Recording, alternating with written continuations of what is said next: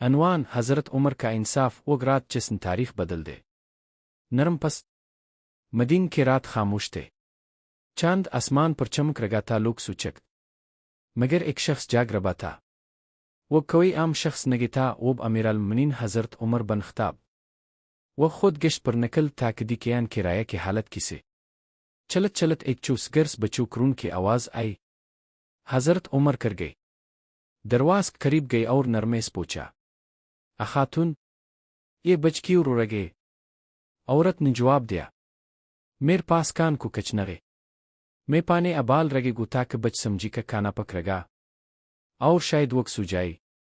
ایک سن کر حضرت عمر کے آنکھوں سے آنسو بہنے لگ، آنکھ دل میں چبنگ ہوئی کہ میں خلیفہ گو اور میرے رائے بو کے فوراً بیت المال گئے۔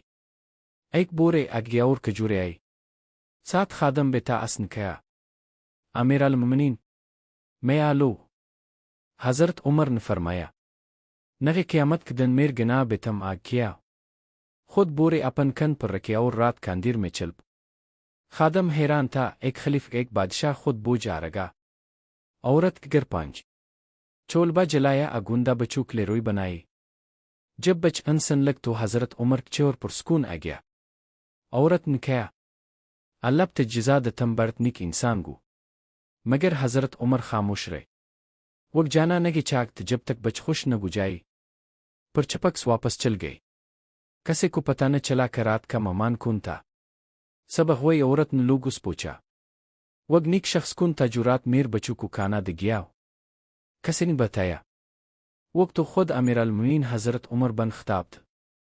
عورت کے آنسو نکل آئے، کہنے لگے، کاش دنیا کے گر حاکم میں ایسا دل گتا، یگے اسلام کا انصاف جگہ حکمران خود اپنے رائے کی خدمت کرتا۔